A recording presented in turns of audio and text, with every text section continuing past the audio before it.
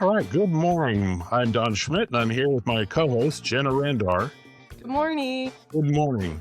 We are here to share our expert insights into outdoor recreation in Northern California within a roughly 3-hour drive from Sacramento. We're going to focus on seasonal adventures while blending storytelling, history, and some practical travel advice too. Now, Jenna, from our years in working with parks, I think it's fair to say that one of the most asked questions we ever got working in parks, beside where's the bathroom, was how do I make a reservation for a campsite? Where do I go camping? Yes, exactly. So today we're going to talk about making reservations and purchasing park passes for California state parks and for our local national parks. But before we do that, I have a fun fact for you, Jenna. Okay, So here we shoot. go. How many national parks do we have in California?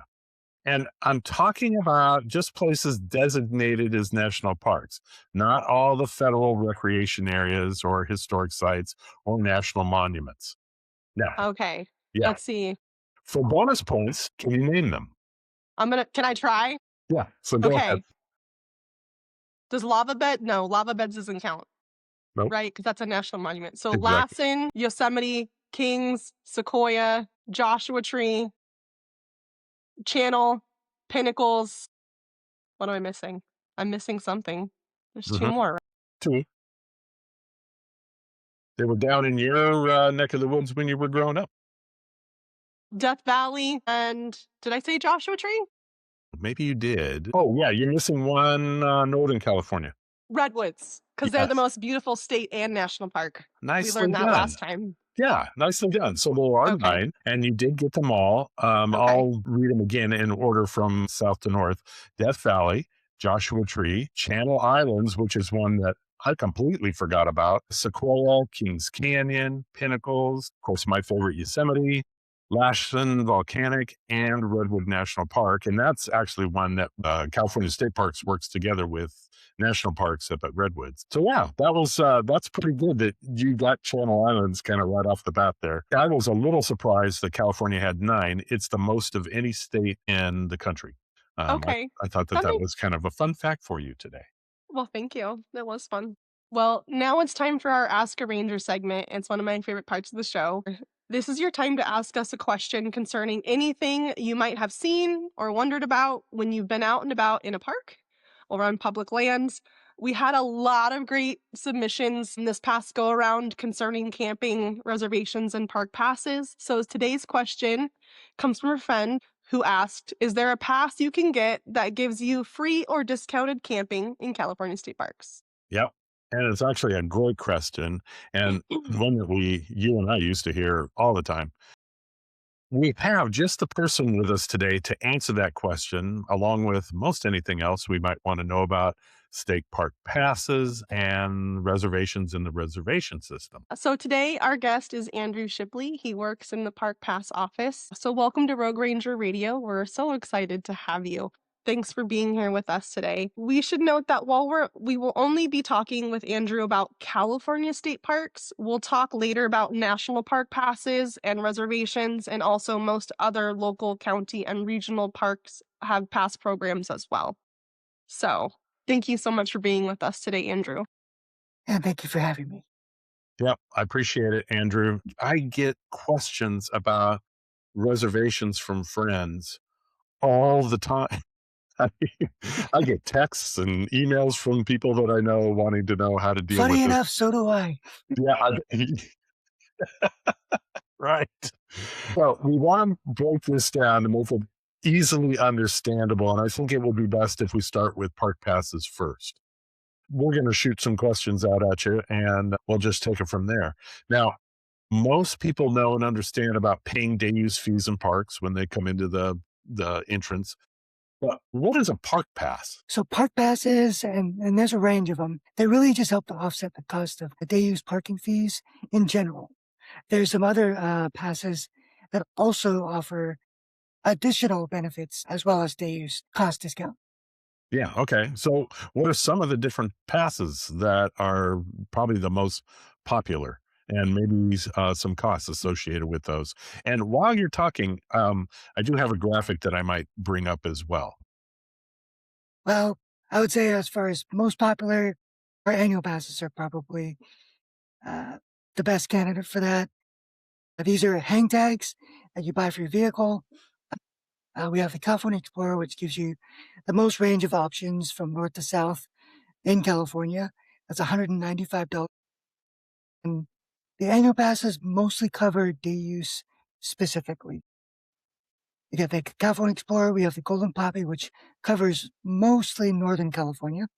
We have the Tahoe Regional, which is specific to Tahoe area. We have off-highway vehicles, which are for off-highway vehicle parks. We have the Historian Passport for museums and state historic parks.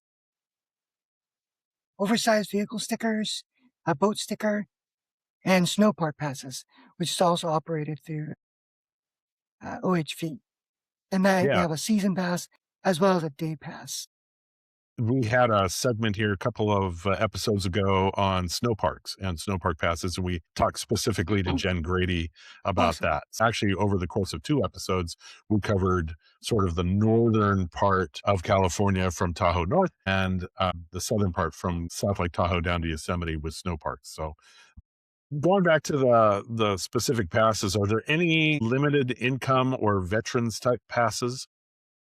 Yes, there are. So we have the Golden Bear Pass. That's going to be for those with that limited income. And then there's also the Distinguished Veterans Pass.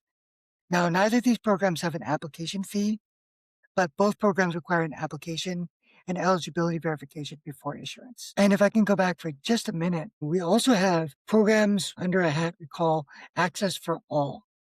So this would also encompass the Golden Bear. It also includes the Library Pass and the Adventure Pass. The Adventure Pass is a pass for public school fourth graders and their families. It gives them access into 54 state parks that center around the California natural history that they're learning about in that curriculum. And the Library Pass, I mean, this is actually one of my favorites. The Library Pass programs, all that you need to get that pass is have a valid library card. And you go through your local library branch, and most library branches will have those passes available for checkout. You check them out just like a book, and every library has their own checkout period, and you use it at the available park units under its Yeah. list as well. And I want to say it may have more under its belt than even the California Explorer. Yeah. Yeah. All And the libraries in Nevada County and Yuba County have them. I've seen them when I've gone in with my families. My family, I have multiple. And I'm surprised. I don't think very many people know about it, and I wish it was more widely advertised. yeah, it is on our website if you want to learn more. Search for the Library Pass program under the Access for All. Okay. For the Golden Bear, there's also an expansion on that program. I know we talked about there's an application process. Now that's just for the original iteration of the program. Starting in 2021, we expanded the program to encompass CalWorks program recipients and further with the Tribal TANF program. That's temporary assistance to needy families for tribal Okay. individuals. Yeah. Thousands of passes going out every month. Yeah. The For those library program is expansions. fantastic too. Yeah. Yeah. I was so glad to hear that was that they were going to continue that for 2026.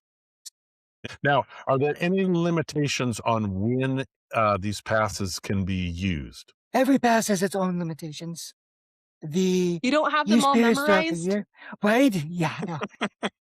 I have some memorized. The Senior Golden Bear Pass, which is a program which is similar to the Golden Bear. It's for those that are 62 and older. I would say that one has a more outlined limitation in use, where it is usable outside of the peak season, which is considered the Mhm. Friday before Memorial Day through Labor Day. So outside of those dates, it can be usable. In both programs, the Senior Golden Bear and the Golden Bear programs, those are both calendar use passes. So they're valid from January 1st through December 31st of the calendar year. The annual passes are valid for a full year from the month of purchase. Yeah. The kind of the inside trick for that is to make sure that you purchase it on day 1 of the month. So, All right. yeah, Jenna. How about we get into camping reservations? I know there are a number of activities you can reserve on the California State Park Reservation website, which is reservedcalifornia.com. So can you talk to us a little about Reserve California, how it works, and what people can reserve? Absolutely. The Reserve California site is a lot of camping reservations specifically. You can also apply for discount passes there. That's going to be the disabled discount, the distinguished veteran, golden bear, senior golden bear, and you can also purchase an adventure pass there as well. So that's really in a nutshell kind of the big points for Reserve California at this point. Is there anything special that's required to set up an account? Yeah, the biggest thing is having a valid email address and access to that account so you can establish the multi-factor authentication for secure access with Reserve California website. And that email will serve as your username in Reserve Okay. California. All right. So let's say I want to go camping this summer with my family. What are some of the most popular parks for camping in Northern California, and which ones are the hardest to reserve? And this is probably one of the biggest questions Dawn and I both get in our day-to-day lives. Don't work for parks anymore. Yep. So what say you, Andrew? The most popular overnight campings, and this is as of summer 2025, I give you our top 10, and this list is in no particular order, but it is alphabetical. We have Donner Memorial State Park, Okay. Emerald Bay, Emerald Bay. Jedediah Smith, Mm. That McCarricker, makes sense. McCarricker. Mount Tamalpais, Prairie Okay. Creek Redwoods, Russian Gulch, Samuel P. Taylor, Sume, and Van Dam State Park. Yeah. Okay. Yeah. Yeah. All incredibly beautiful parks. It's no wonder why they are so popular to camp. Russian Gulch is just a beautiful place as well. So, how far out should someone make a reservation, or can they make a reservation? So reservations can be made up to 6 months to the day in advance of the arrival date. And this is a rolling window. Okay. So does it work like federal camping reservations then too, where it's a rolling window? Yes, it's a rolling 6-month window. And so every new day opens at 8 a.m. Pacific Standard Time. Reservations can be made at most state parks as late as 2 days prior to your planned arrival. And this is all subject to availability, of course. A limited number of state parks offer same-day reservations. If you want to find more information, folks should visit the bookings and fees webpage on the California State Parks website. Yeah. And we always, in our show notes, we post all the websites and even dive deep into specific pages that I post in there. So that I'm happy to information send you is, some more. yeah, it's easily accessible. So, okay. So how can people figure out check-in and check-out dates? Because that's can be a little confusing. And even for me, after working in parks for 15 years, I still have to like, okay, what day am I arriving? What day am I leaving? How do I figure this out?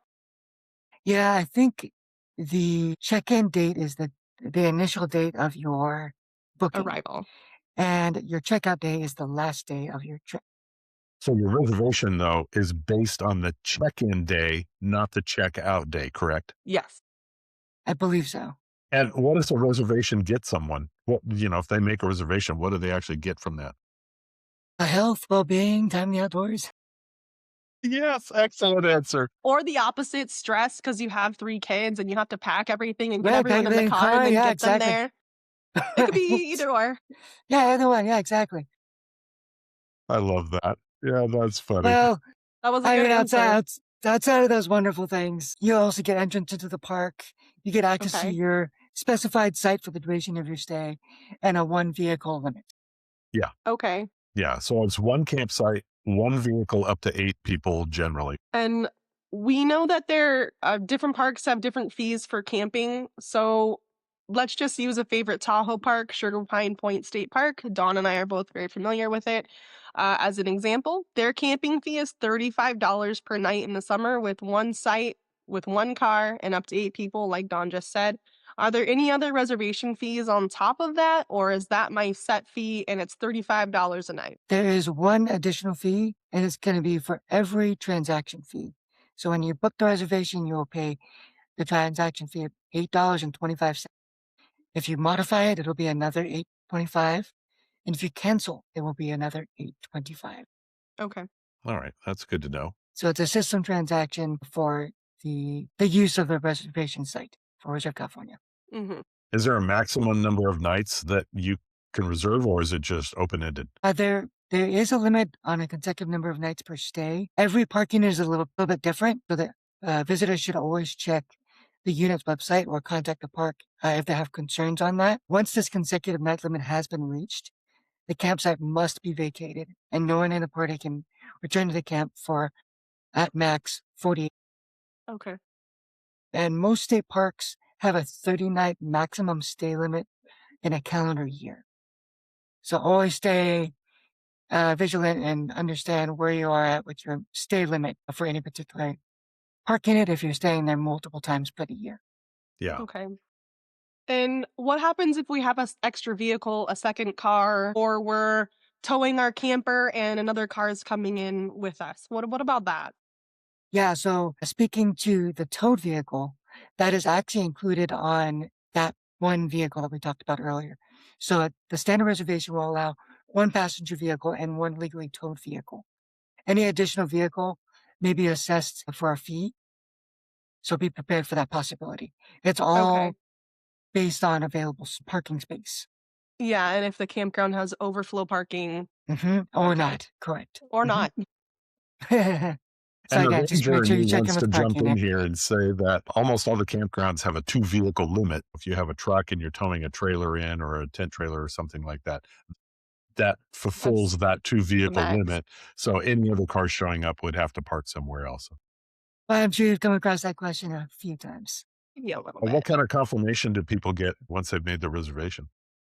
They'll get the sale confirmation for the overall stay, and then they'll also receive an additional sheet with park information. It'll have details on park-specific details for the stay. Perfect. And what if I'm in charge of a large group, like a community group or a church group or a family reunion type group, and I want to camp at Sugar Pine, and we all want to be together? Are there group campsites? What can we do if we want to have a large group of people? Because only 8 people are allowed per campsite. What can we do then? Yeah, it'll need to be booked as a group campsite. Exactly. Group campsite configuration is for Sugar Pine is 8 group sites ranging from 16 people to 100 people. Sites from $70 to $330 a night. And this is straight from the Sugar Pine Point webpage. And lots of campgrounds have group campsites. They're just not widely advertised. So look at other places besides Tahoe. We're just using that as a Mhm. reference. But there's lots of campgrounds that Dawn and I have worked at, wink wink, that have group camping. Yeah. So Yeah. What if end up not being able to go, something comes up in our lives and we can't go camping, and we have to cancel? Can you explain the process a little bit about that? Yeah, so you will need to cancel the reservation again just to ensure you don't incur any additional fees. When you do cancel, as we spoke earlier, there you will be charged the transaction fee for cancellation of $825. okay.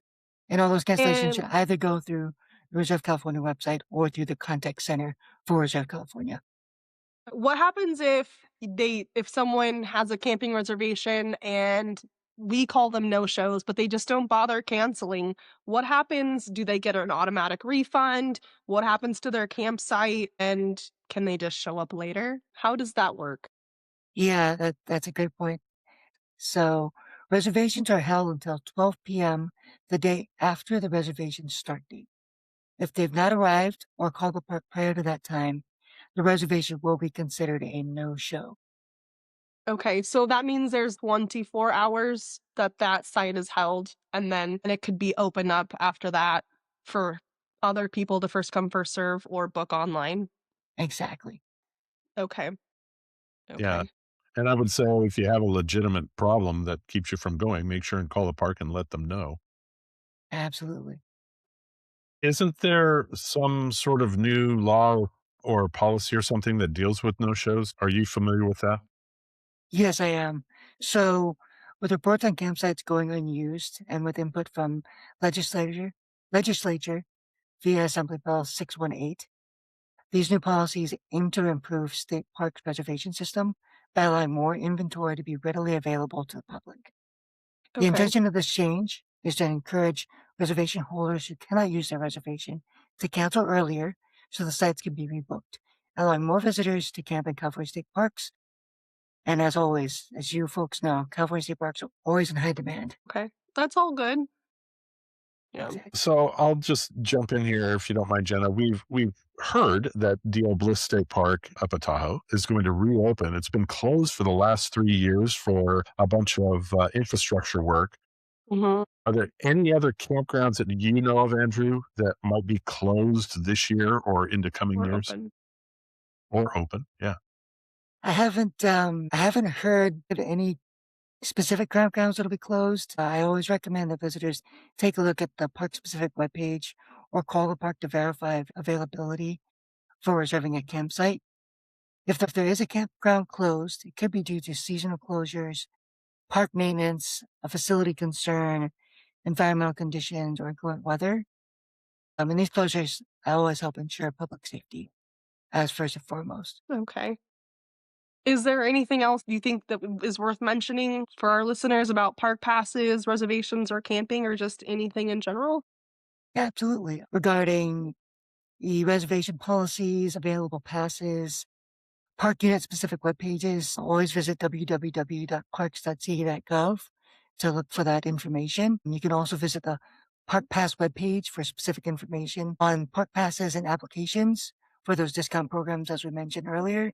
If you're eligible for a discount pass, submit your application today. And if you're unable to make your reservation, as we spoke about, cancel early to allow other visitors to enjoy state parks and the beauty. When you're making reservations, view web alerts and special remarks on Reserve California for those specific units. And lastly, review the reservation confirmation and additional park details for unit-specific information before you arrive for your stay. Well, Andrew, I cannot thank you enough for joining us today. This is the kind of information that we, spent our careers telling people about. Things change over time, so we want to make sure and get the latest thing out there. So I can't thank you enough for appearing with us today. And hopefully this will help people and maybe sell a few more passes for the California state parks. Absolutely. Thank you. Thank you all. Have a good rest of your day. All You right, you too. too. All right, we'll be right back after a short break.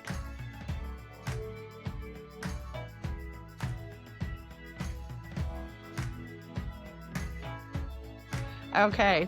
So let's move on to passes and reservations at recreation areas managed by federal agencies.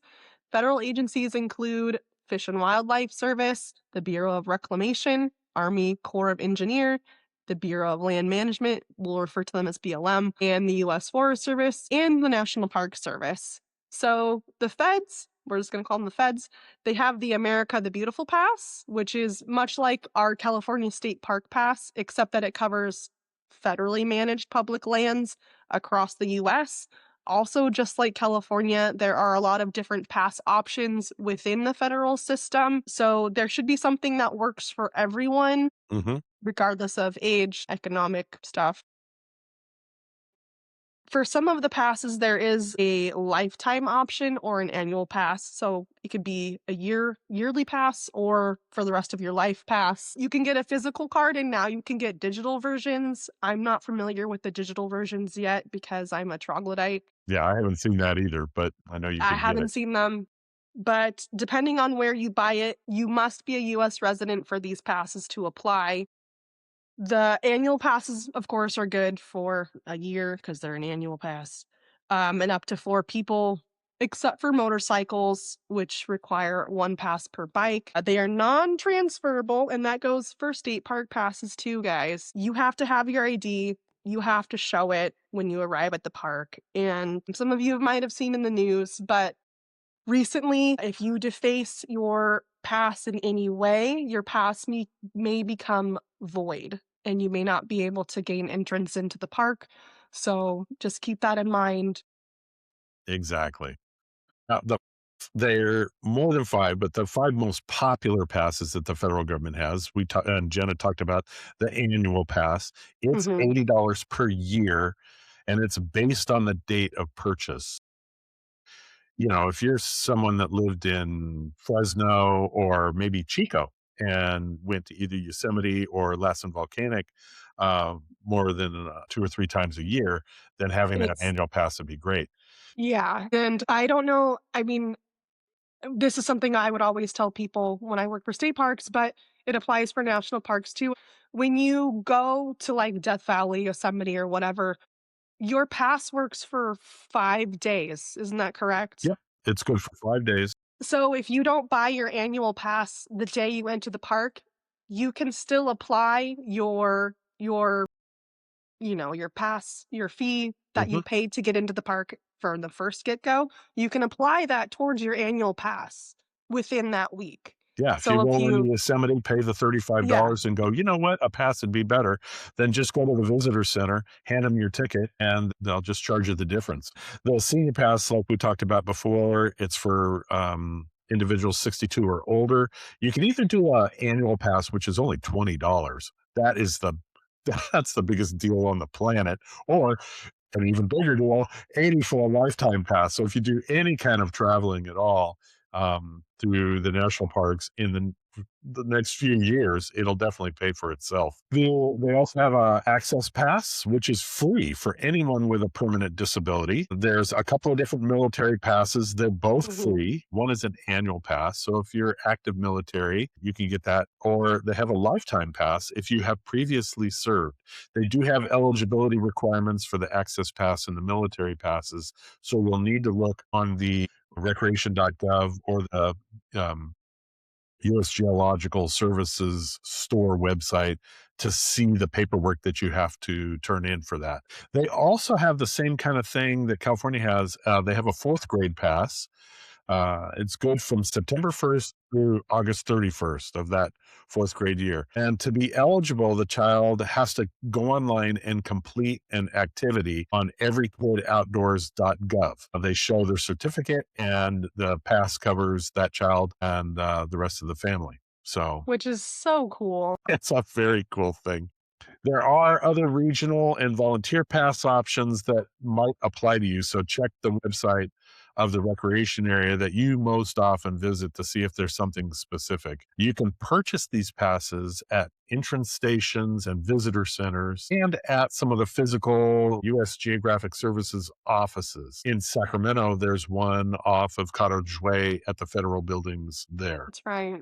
If you're going to a national park, we always encourage you to purchase them there because a portion of the cost of the pass actually stays directly at the park. So that's always a Yeah, plus. versus buying it online.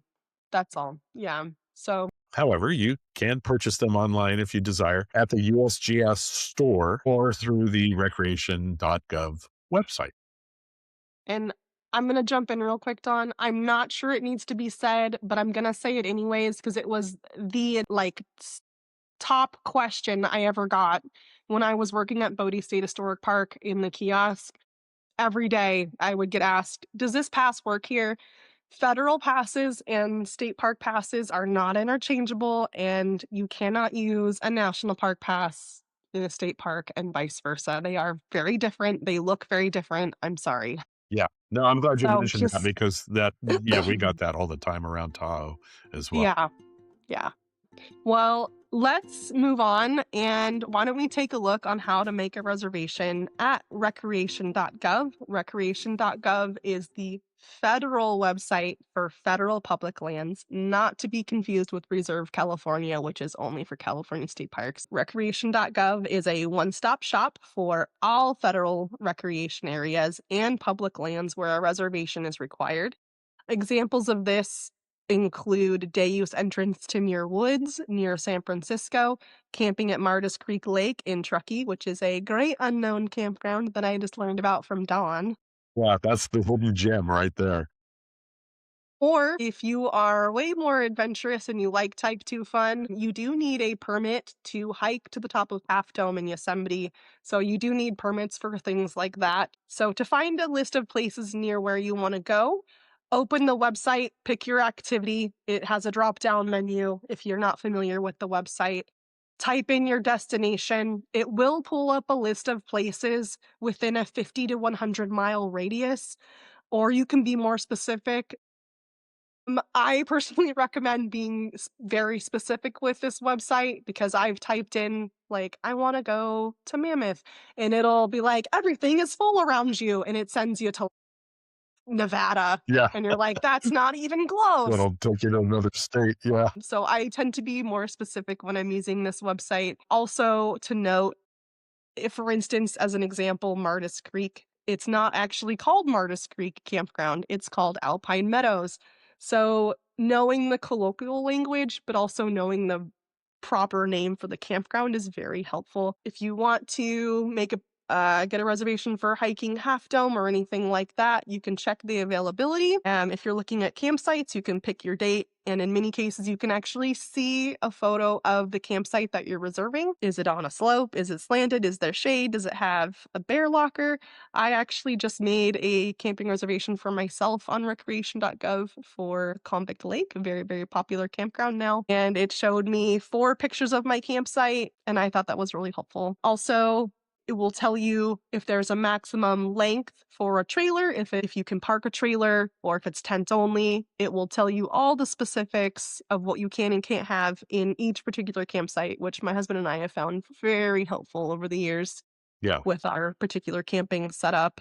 I got to thinking that it's important to note that for most people don't understand that most campgrounds, especially the federal ones, but it also applies to the state, they were built starting in the 1930s for equipment that was popular back then. Some of those parking spurs are very short and will only fit a small vehicle. So it's really important that you That's look at the size of what they're saying it can hold, because they're that's not kidding. really I'm glad you brought that up. I'm just gonna use another personal example. My husband and I, we have our camper set up. We are, I don't know, 17 feet max. Like, we're not that big. My parents, however, have a much larger setup, and I have to be very specific about where I can go camping with them. I can't go to almost any California state park with my family because their motorhome is too big. So that's one of our biggest tips for today is just read the website. It will tell you. So if you don't already have an account with recreation.gov, you can't really go any farther into your investigation of camping on their website or being able to actually pay and make a reservation. You do have to make an account once you do. Super simple. It's easy setup. We've had ours for, I don't even know, a decade. And then once you have an account, super easy to use. You just need a valid email. And then once you have your account, you can make your camping reservation and go from there. I will say, you and I discussed it earlier with Andrew, but you physically cannot check out and make your payment for your campsite until you read through their terms and agreements and check the box. And the terms and agreements do vary from campground to campground. Like you said, some need to be bear aware. When I checked out for Convict Lake, it did have a size requirement that I needed to be aware of. I needed to be bear aware. And I think there was like a extra vehicle notice and, just basic stuff. The Yosemite campsites are the same way.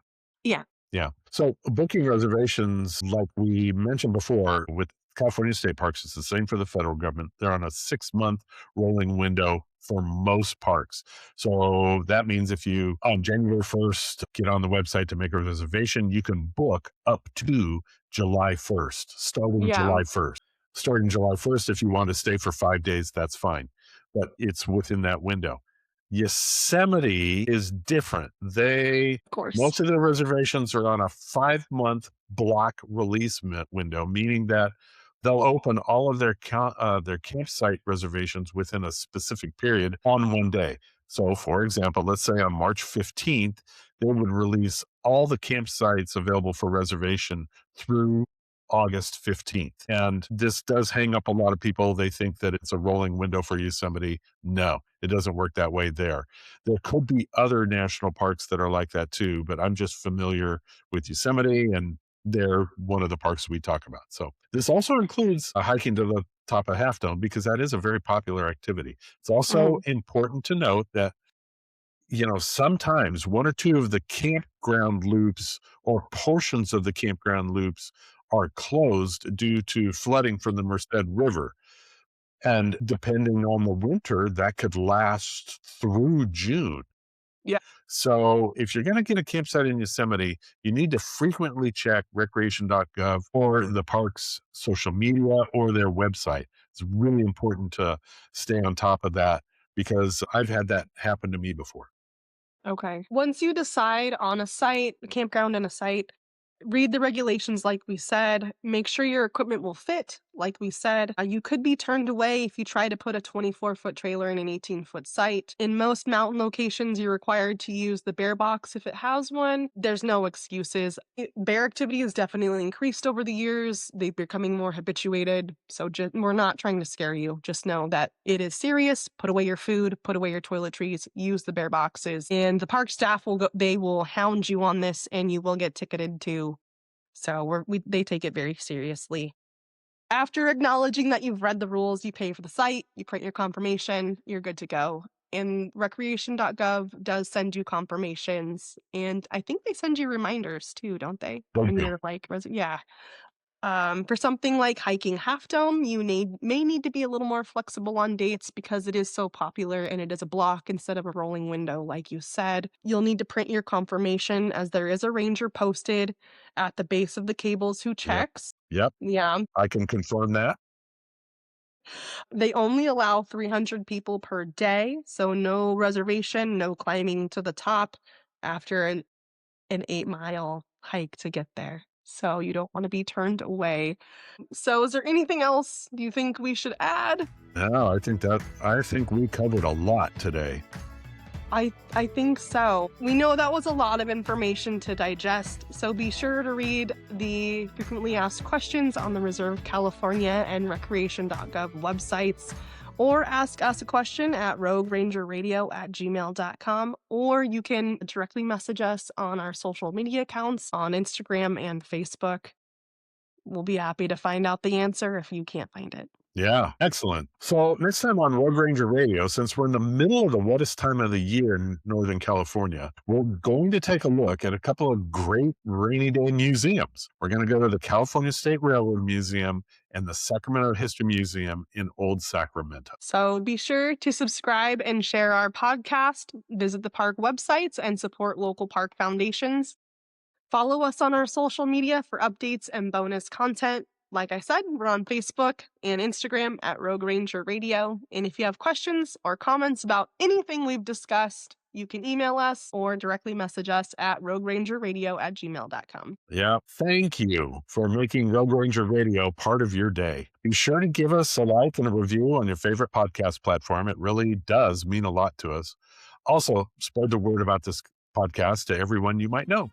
And lastly, don't forget to check the show notes for links to things we talked about. So now let's go out and explore the best that California has to offer.